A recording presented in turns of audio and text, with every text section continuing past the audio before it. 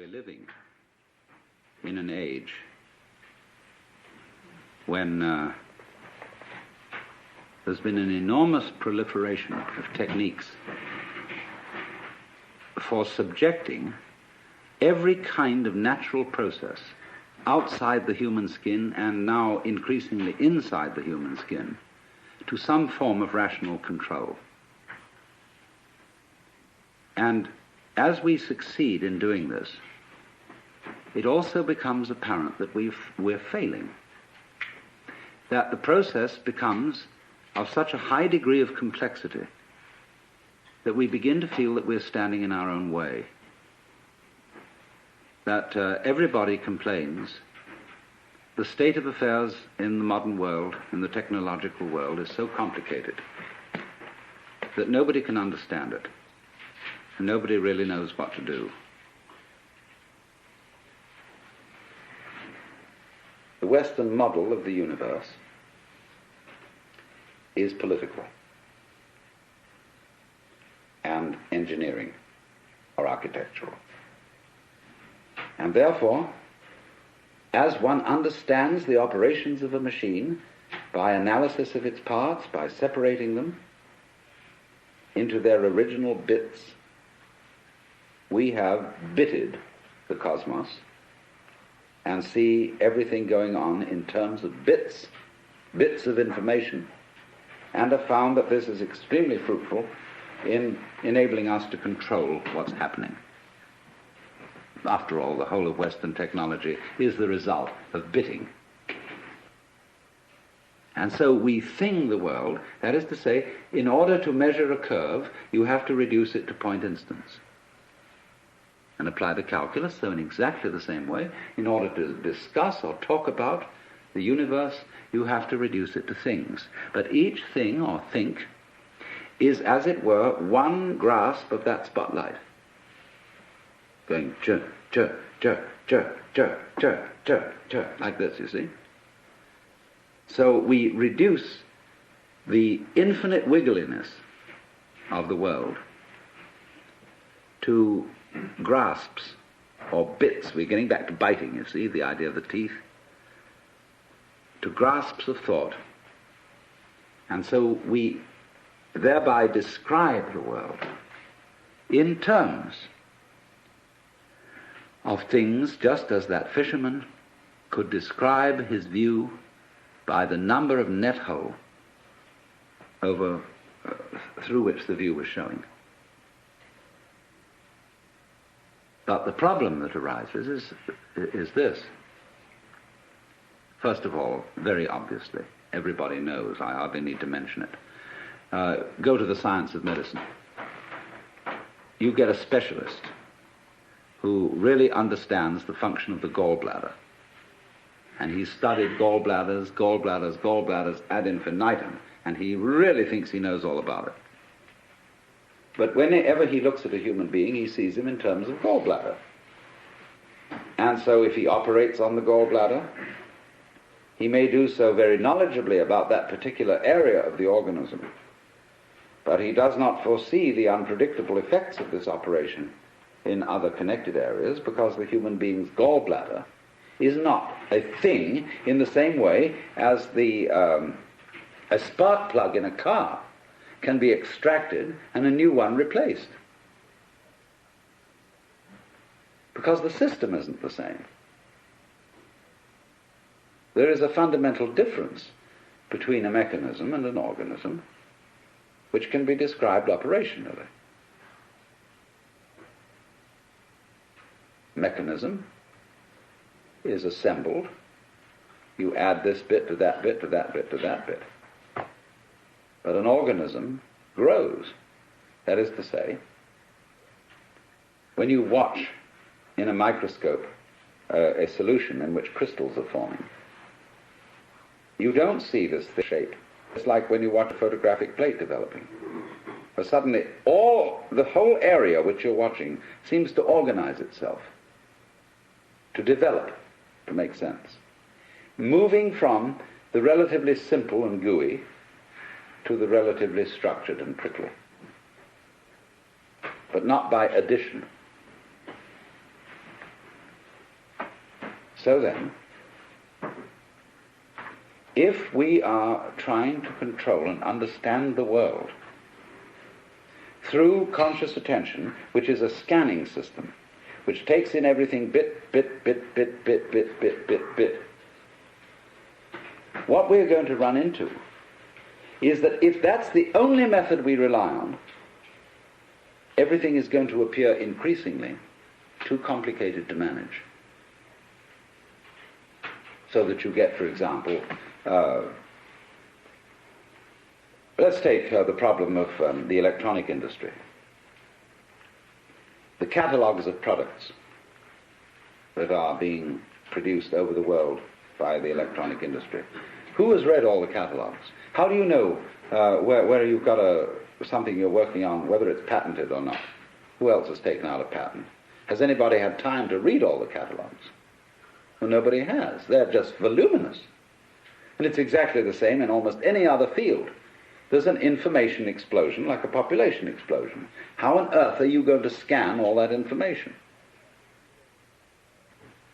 Yes, of course you can get computers to help you in this direction, but by Parkinson's law, the sooner you become more efficient in doing this, the more the thing is going to develop, so that you will have to have more efficient computers still to assimilate all the information. You'll be ahead, but only for a short time. So you see, there's this problem of the sort of competition of consciousness, of its how fast can you go, duty, duty, duty, duty, duty, duty, duty, duty, duty, duty, duty, duty, and keep track of it, you see? And say, I've got a good memory, I can keep track of that. And you say to you, I bet you can't. I'll go more complicated than you. See, musicians do this, like drummers, you know. And they get things going, and they start, and so long as they count, and lots of musicians do count, it's crazy, but they do. And they count, and they out-complicate each other to the point where you can't retain it any longer in memory. So you say, okay, if I can't retain it, we've got this gadget here that can. And we've got these marvelous mechanical memories, and they will retain it. And they'll go much more fancy. They'll go this duty, duty, duty at a colossal speed, like that, you see. But it's the same old problem. Because you get something that can outdo that.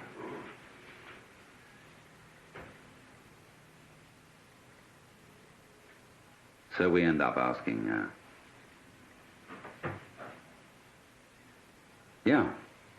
but supposing there were some other way of understanding things. Let's go back from the spotlight to the floodlight, to the extraordinary capacity of the human nervous system to comprehend situations instantaneously, without analysis. That is to say, without verbal or numerical symbolism of the situation in order to understand it. I hope you understand what I mean by that. It's clear. We do that. We have this curious ability of pattern recognition, which the mechanical systems have only in a very primitive way. Xerox have put out a machine which recognizes figures written in almost anyone's handwriting, provided their handwriting is fairly grade school and normal. But a computer has a terrible time trying to recognize the letter A when it's printed in, say, sans serif, Gothic, longhand, or whatever kind of A you may write. The human recognizes instantly this pattern, but the computer is still at a disadvantage here. It seems to lack a kind of capacity I would call field organization, because it's all punctive, it's digital. It is like a newspaper photograph, you know, which when you look at it under a microscope is all dots. Now, so the problem is this.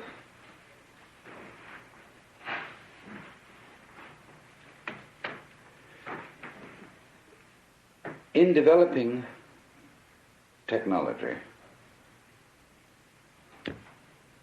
are we leaving out of consideration our strongest suit, which is the brain itself?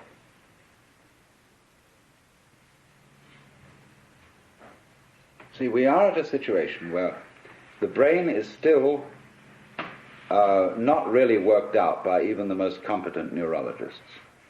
It puzzles them. They can't give a model of the brain in numerical or verbal language. Now, you are that, you see. You are this thing. You yourself are this thing which you yourself can't figure out. In the same way that I cannot touch the tip of this finger with the tip of this finger, I can't bite my own teeth.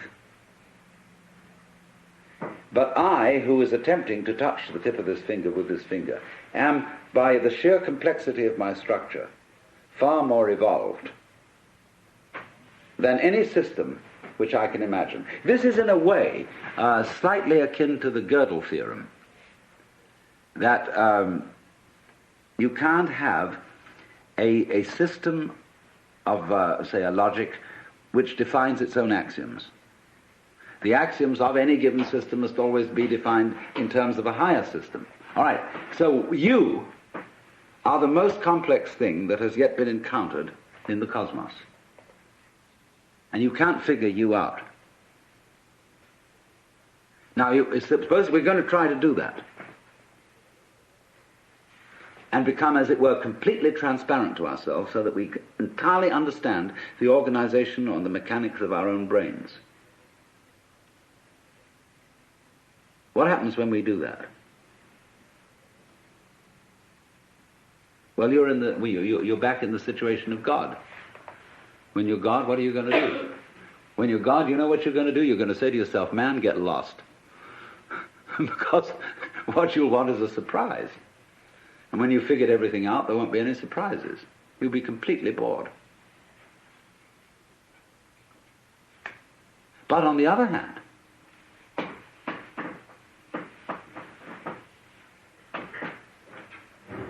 a person, I would say, who is really functioning completely is basically a person who trusts his own brains and permits his brain to operate at a more optimal level. In other words, he knows how to think things out, but he makes his best discoveries without thinking. In other words, you all know very well the processes of creative invention. You've got a problem, you think it over, and you can't find out any answer to it because the digital system of thinking is too simple, too clumsy to deal with it. It's more complex. There are more variables than can be kept in mind at one time. So you say, I'll sleep on it. Or you go to the Institute of Advanced Studies at Princeton, Behavioral Sciences at Stanford, where they pay you to goof off, which is highly excellent idea. And you moon around, and you've got a blackboard, and you look out the window and pick your nose, and so on. And your brain eventually hands you the solution to the problem. And you immediately, because you have technical knowledge, you recognize that's the solution. But then, naturally, you go back and check it. And you work the bit-by-bit form of thinking on it and see, now, does it come out in those terms? And if it does, everybody will agree with you, yes, that's the answer. But if it doesn't come out in those terms, they won't agree with you. Because you haven't subjected it to the socially acceptable, traditional form of analyzing knowledge. But here's the problem. It takes an awful long time to check these things out. It takes an awful long time to arrive at the solution which you got like that by a purely calculative process. And most of the situations of life are such that they don't wait for us to make up our minds. So that an enormous amount of carefully worked out scientific knowledge is trivial. All very well, very finely worked out, but much too late. Because life comes at you from all sides, all over, everywhere at once. And the only thing you've got to deal with that is the thing inside here in the skull. Now, I'm not saying this to put down all this marvelous work of calculation, brought to immense sophistication electronically and so on. Not at all, because actually you people are the first people to understand the limitations of your own kind of knowledge. And you're going to have to tell the politicians about this. They don't understand. They think that this kind of knowledge is the answer to everything. And I think most of you know it isn't. Which is not something, I repeat, against technology. It's only saying that when you walk, you put your right foot forward. And that's fine, but then you must put your left foot forward. So let's say that the great technological enterprise has been putting the right foot forward. But you must bring up the left foot. That is to say, bring up revaluation and new respect for the organic type of organization, which is incomprehensible to technological thinking, but which always underlies it. That by itself doesn't work, because after you bring the left foot up, you've again got to bring up the right foot. The analytic. After goo comes prickles. After prickles comes goo. And you have to keep this thing up. And I think our danger at the present time is that we are so heady, so delighted with the results of prickles, that we've got to let back a little bit of goo into the system. Well, now, what we've got to try and do is, I think, to work out a way of making the brain itself more efficient. And this is the thing that civilized education has neglected. Lynn White, to quote him again, used to say that the academic world today only values three kinds of intelligence: verbal intelligence, mnemonic intelligence, in other words, good at remembering, and computational intelligence. He said it entirely neglects kinesthetic intelligence, social intelligence, and he had at least 7 kinds of intelligence. I forget what they all were. But it is this extraordinary capacity of the neural organization, say, to engage in pattern recognition and in solving instantly certain complex problems without knowing how it does it.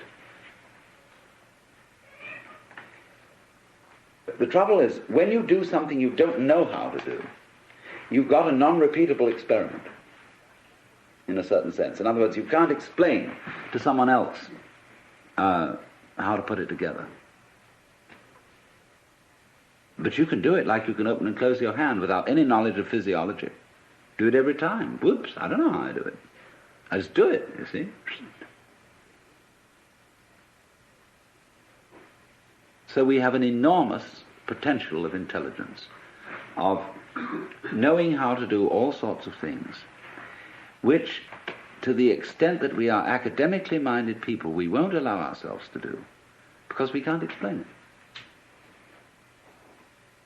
You know, for example, there's a way of cooling a brazing furnace. It's very simple. But engineers say it's theoretically impossible. It can't happen. It's like bees can't fly by the laws of aerodynamics, but they do.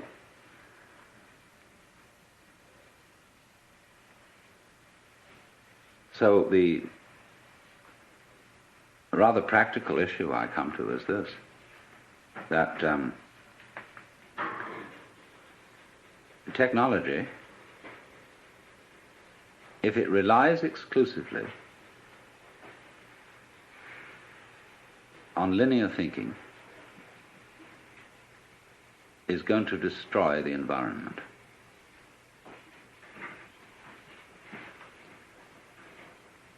It's going to become too complicated to handle.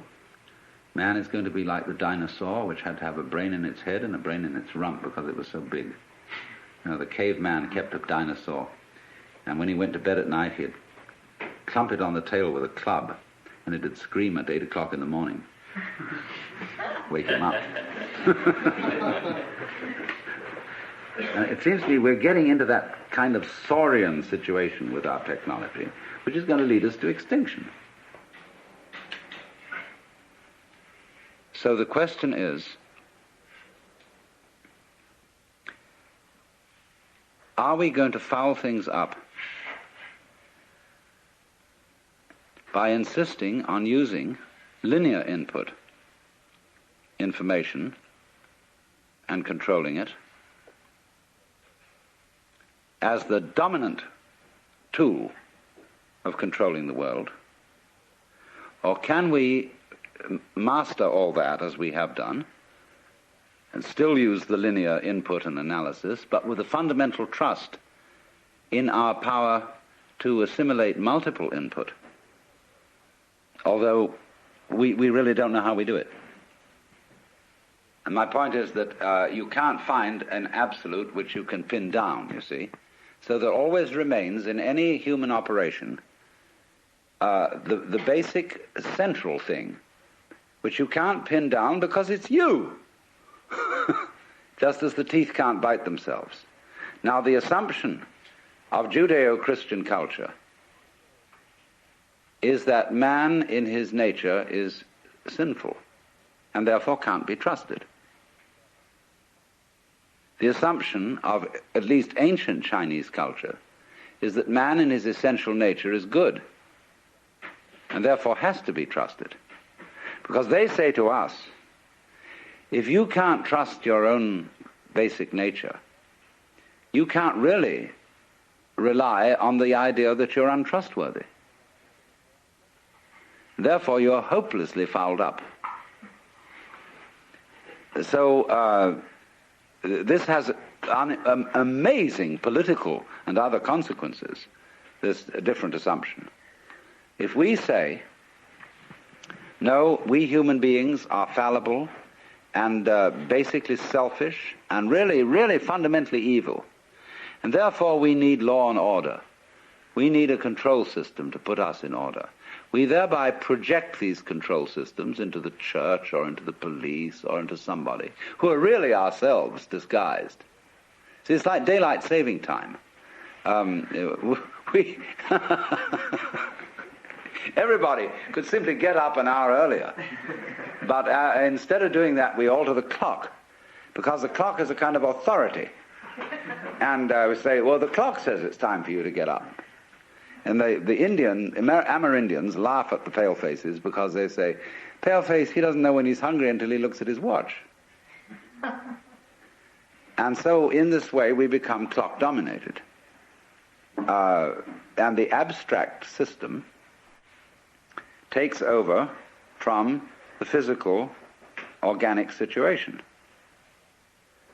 And this is my big pitch, if I'm going to make a big pitch, is that we've run into a cultural situation where we've confused the symbol with the physical reality, the money with the wealth, and the menu with the dinner. And we're starving on eating menus.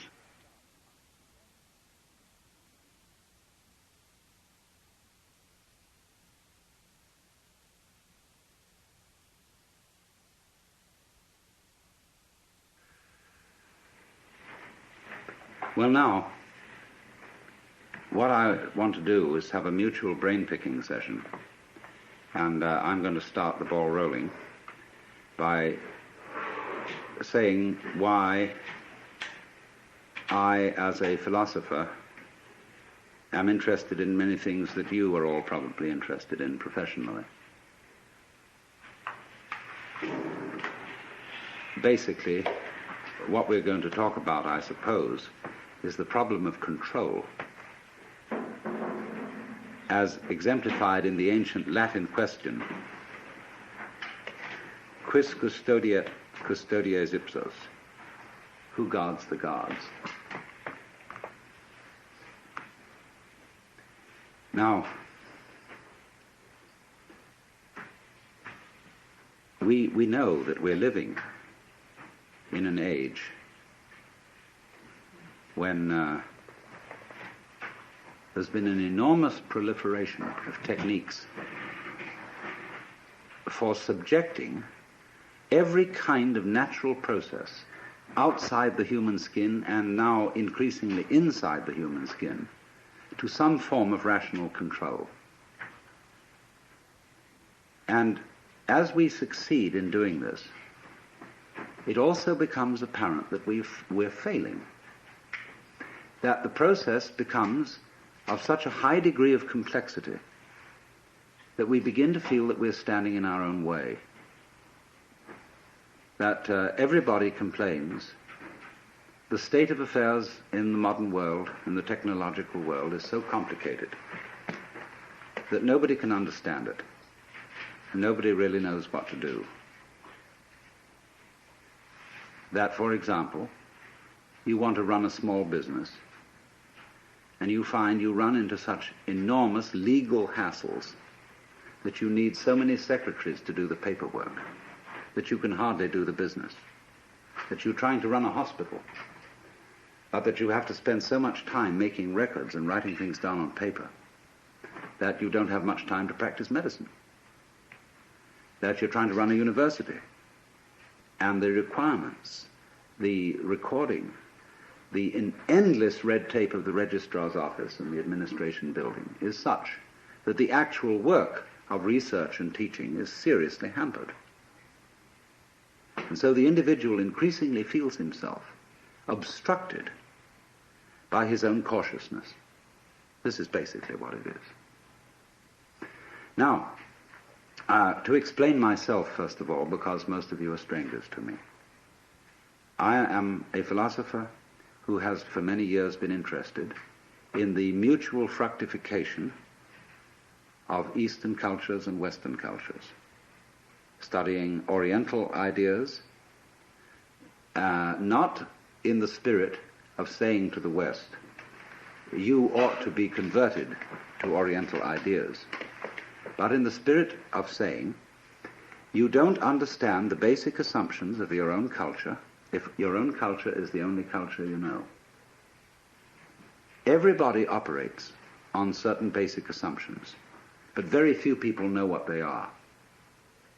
You can say, very often encounter the sort of character who's an American businessman, and he says, well, I'm a practical businessman. I believe in getting results and things done, and all this thinking and highfalutin logic and nonsense is of no concern to me.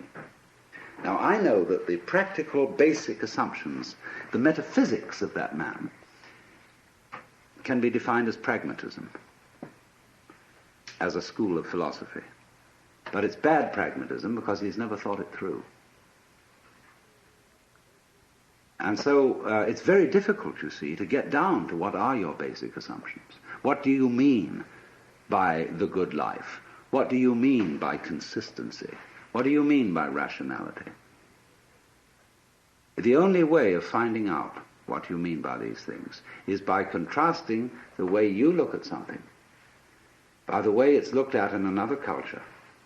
And therefore we have to find cultures which are in some ways as sophisticated as our own, but as different from our own as possible.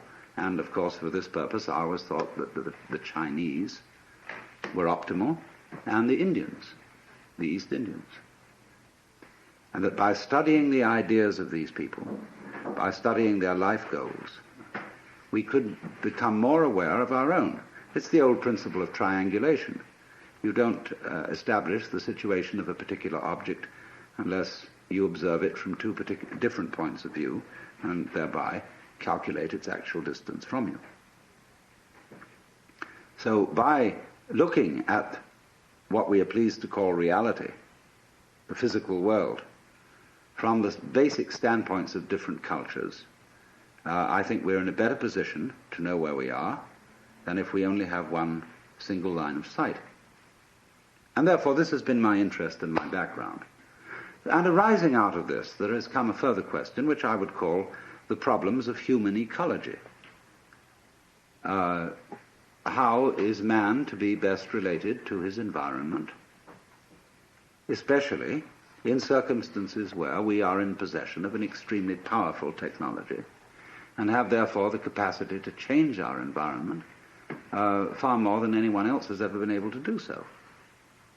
Are we going to end up not by civilizing the world, but by Los Angelizing it?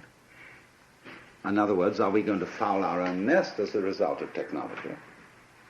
But all this gets down to the basic question is, really, what are you going to do if you're God?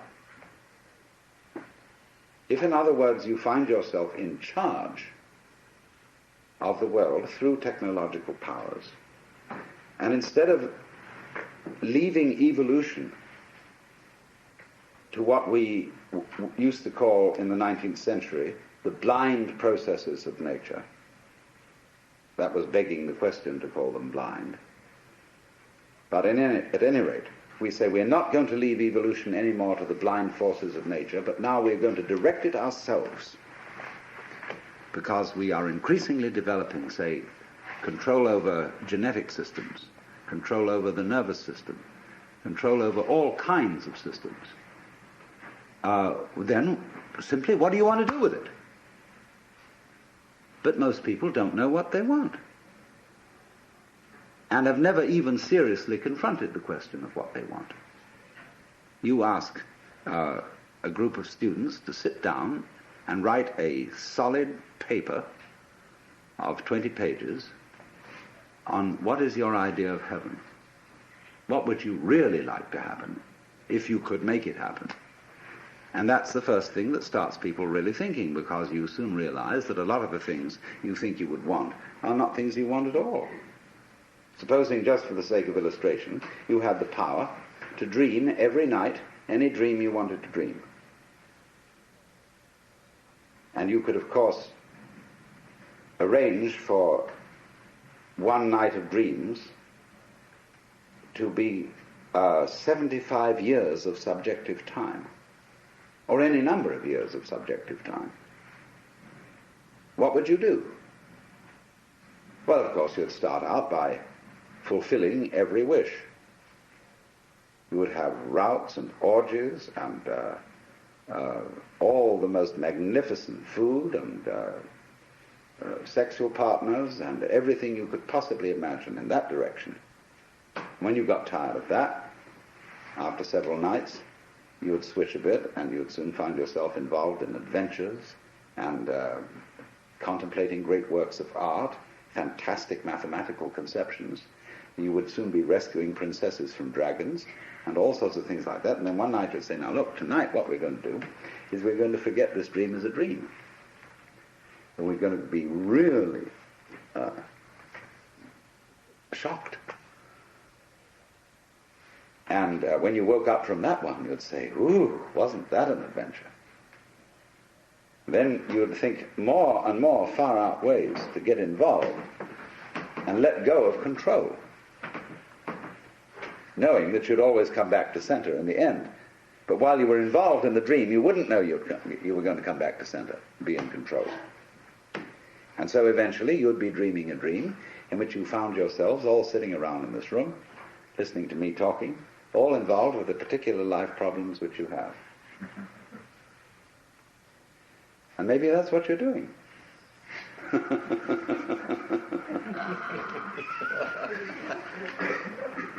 But here's the difficulty, you see.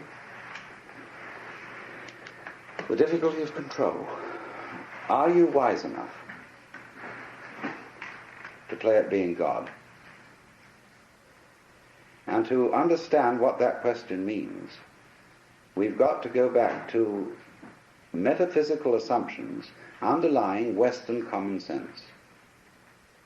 And whether you are a Jew or a Christian or an agnostic or an atheist, you are not uninfluenced by the whole tradition of Western culture, the models of the universe which it has employed, which influence our very language, the structure of our thought, the very constitution of logic, which are going into, say, computers. The Western model of the universe is political and engineering or architectural. It is natural for a child to ask its mother, "How was I made?" It would be inconceivable for a Chinese child to ask, "How was I made?" It might ask, "How was I grown?" or "How did I grow?" but not "How was I made?" as if I were an artifact, something put together, something which is a construct. But all Western thought is based on the idea that the universe is a construct. And even when we got rid of the idea of the constructor, the personal God, we continued to think of the world in terms of a machine, in terms, say, of Newtonian mechanics, and later in terms of what we call quantum mechanics, although I find it rather difficult to understand how quantum theory is in any sense mechanics. It's much more like organics, which is to me a different concept. However, that may be. It has percolated, you see, into the roots of our common sense that the world is a construct, is an artifact. And therefore, as one understands the operations of a machine by analysis of its parts, by separating them into their original bits, we have bitted the cosmos and see everything going on in terms of bits of information, and have found that this is extremely fruitful in enabling us to control what's happening. After all, the whole of Western technology is the result of bitting. Let's suppose, you want to eat a chicken. You can't eat the whole chicken at once. You have to bite it. You have to reduce it to bits. But you don't get a cut-up fryer out of an egg. It doesn't come that way. So what has happened is this, that we don't know the origins of all this. It's maybe go back thousands of years. The way we develop the art of thinking, which is essentially calculus, is this. The universe as it comes in nature, the physical universe, is something like a Rorschach plot. It's all wiggles.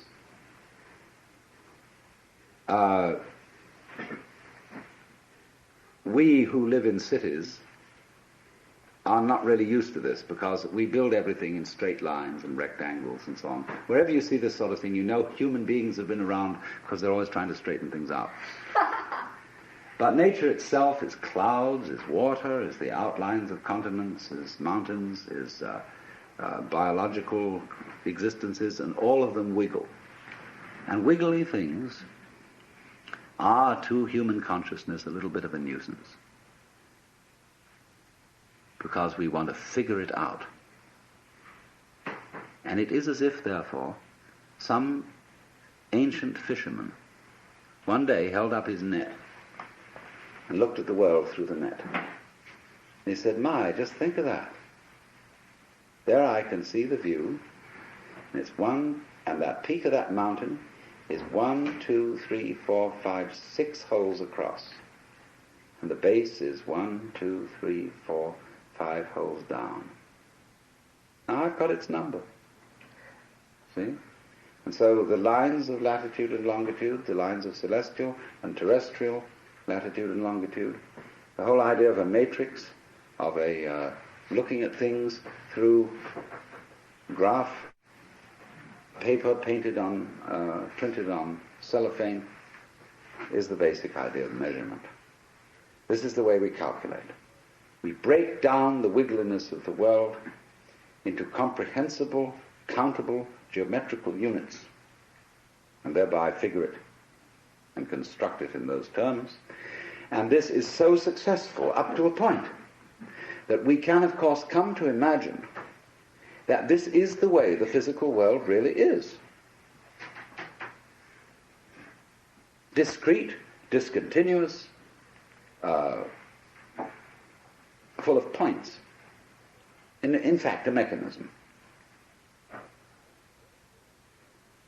But I want to just put into your mind the notion that this may be the prejudice of a certain personality type.